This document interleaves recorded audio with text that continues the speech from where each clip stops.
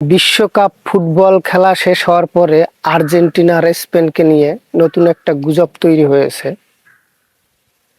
গুজব শুধু এইটা নিয়েই না, গুজব যে কোনো কিছু নিয়েই হইতে পারে, যে কোনো সময় যে কোনো ভাবে গুজব হইতে পারে। বর্তমান সোশ্যাল মিডিয়ার যুগ, গুজব হচ্ছে সবচাইতে আগে দৌড় পারে, মানে আলোর চাইতে বেশি গতি বর্তমানে গুজবের। এরকম একটা অবস্থা বর্তমান পৃথিবীতে গুজব নিয়ে। সেটার কারণ হচ্ছে গুজব যে কোনো ভাবে তৈরি হইতে পারে, যে কোনো ভাবেই। গুজব এমন একটা জিনিস, গুজব দিয়া যে কোনো মানুষের জীবন যে কোনো সময় ধ্বংস করে দেওয়া যেতে পারে। গুজব এইটা এমন ভাবে তৈরি হয় এখন সোশ্যাল মিডিয়ার যুগে। গুজব খুবই ভয়ঙ্কর একটা জিনিস এই সময় আইসা বর্তমান পৃথিবীতে।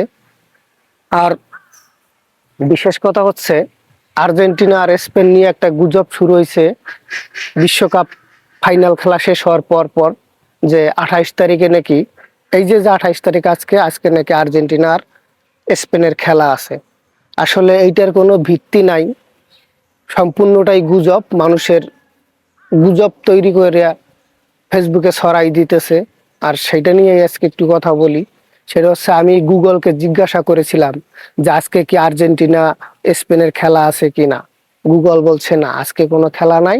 যদি আপনি আর্জেন্টিনা স্পেনের ওয়ার্ল্ড কাপ ফাইনাল খেলা নিয়ে যদি কোনো কিছু জানতে চান, তাহলে আমাকে জিজ্ঞাসা করতে পারেন। এই হচ্ছে বিষয়। তাহলে একটা জিনিস চিন্তা করেন যে এই জামানায় আইসা গুজব কতটা মারাত্মক অস্ত্র হইয়া দাঁড়াইছে মানুষের কাছে। গুজব মানুষ শুনে এখন বিশ্বাস করতে বাধ্য হয়, এত পরিমাণে এই গুজব চারিদিকে ছড়াই যায়। এই ফেসবুক সবচেয়ে, আমি মনে করি ফেসবুকেই বেশিটা গুজব ছড়ায়। প্রত্যেকটা সোশ্যাল মিডিয়ায় গুজব ছড়ায়, তবে ফেসবুক একটু বেশি ছড়ায়, কারণ ফেসবুক মানুষটা বেশি ইউজ করে। বাই একটু সময় পেলেই মানুষ মোবাইল ধরে ফেসবুকে স্ক্রল করে, স্ক্রল কইরা দেখে। আর স্ক্রল করলেই তো সব আস্তে আস্তে সামনে আসে। মানুষ গুজবটা এত পরিমাণে ছড়াইতেছে, এবং কি রাস্তাঘাটে চলাচল করলেও এখন সেই আলাপ শুনি যে আজকে নাকি 28 তারিখে নাকি আর্জেন্টিনার স্পেনের খেলা আছে। ভাই, কিছুদিন আগে ফাইনাল খেলা শেষ হইয়া পারলো না, এখনই আবার একটা খেলা দেয়। এই কি পাড়ার কোনো ফুটবল খেলা, যে কালকে খেলায় হারছি আজকে আবার খেলা তোদের সাথে? এরকম তো না রে ভাই, এটা বিশ্বমানের খেলা। এটা বিশ্বের অনেক কিছু জড়িত এটার সাথে। এটা মুখ দিয়ে বললেই তো আর খেলাটা হয়ে যাবে না। এটা সাধারণ মানুষ বোঝে না।